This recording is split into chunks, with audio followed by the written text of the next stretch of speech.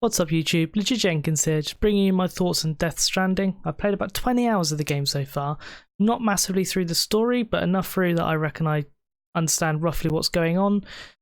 There will be no story spoilers in this video, however there will be minor mechanical spoilers and kind of mechanics that come through the game. I've played a lot of side content so I get a gist of what the game is. As I said, I'm about 20 hours through. Now that's over and done with, let's get on with it.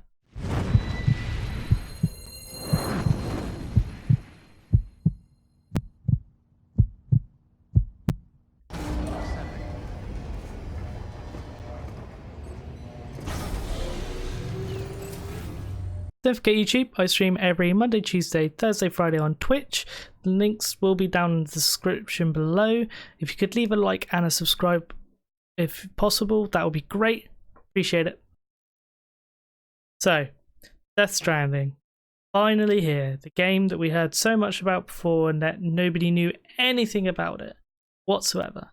It is a niche game. It's not for everybody. If you enjoy Metal Gear Solid, there's no guarantee that you will enjoy this game.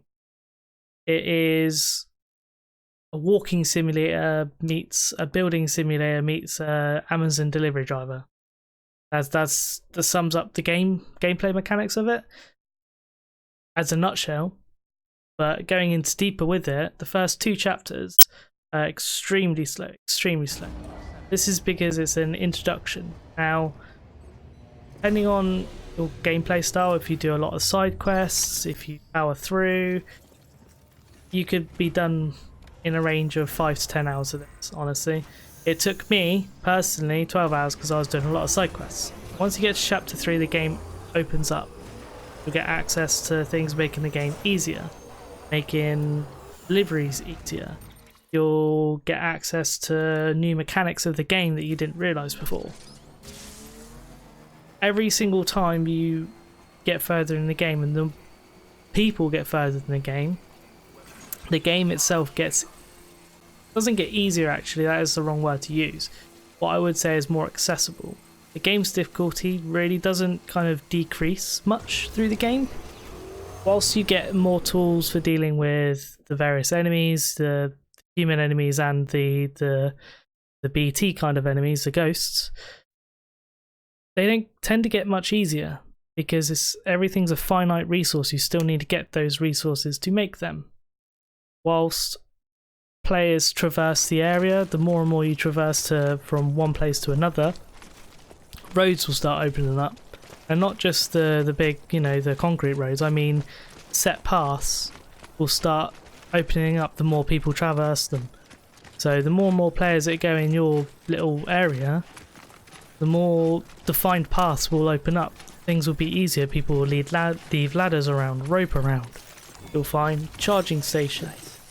Your various equipment, you'll find shelters from the rain, everything like that you will find as more and more people play it. The game becomes more accessible, more open, and that goes to show as well with the different chapters. The further you go through the story, the more equipment you can make, the more equipment you get.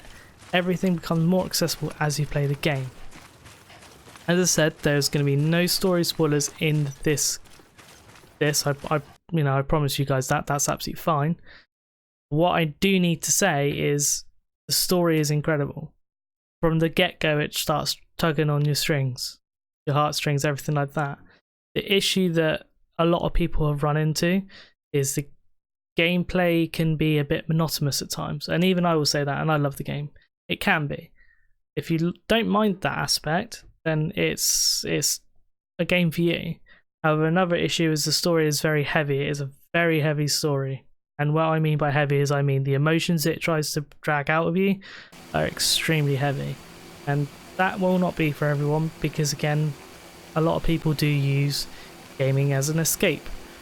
So if you use gaming as an escape, you are going to struggle to... you're going to struggle to enjoy this game. Which is sad. It's an absolute masterpiece, and what they have done with this Death Stranding is insane.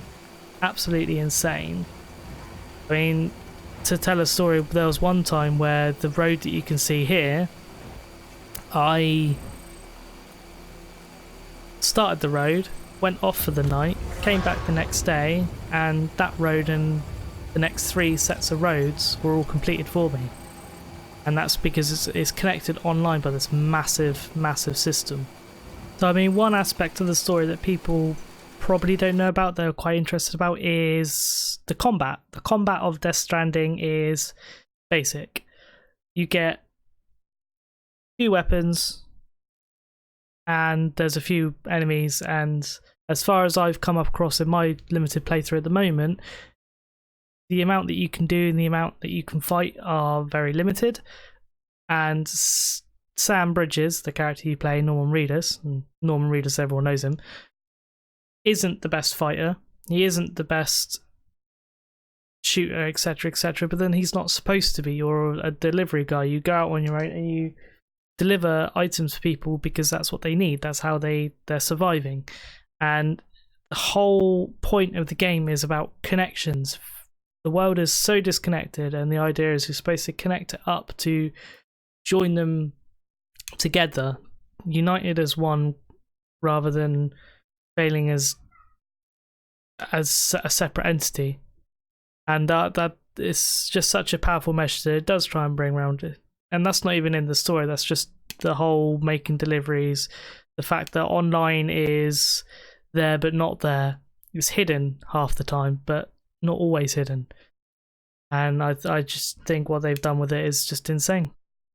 So the final TLDR of the video, I think it's a great game. It has its faults. It can be monotonous and boring at times. I do find as well that you can't link contracts with your friends. It has to be exchanged. It's a bit frustrating, but that is what it is. If you can push through to chapter 3 or 4 in the story, the game really starts opening up to the accessibility with tools, equipment, everything else that you get. I would also recommend, once you get to that point, concentrate on doing like roads and stuff like that. It does help out with yourself with accessibility. You may find most people have already done that. I would also say a great point of the game is it doesn't get any easier despite the fact that the accessibility, because of the risk that you get. You can carry more stuff, but you can also get more stuff to lose or get destroyed. The rain starts hitting harder, I believe, around chapter 3, or at least that's in my experience that I've noticed. So I might be wrong on that. Comment down below if you've had a different experience. Comment your favourite bits or dislikes of the game.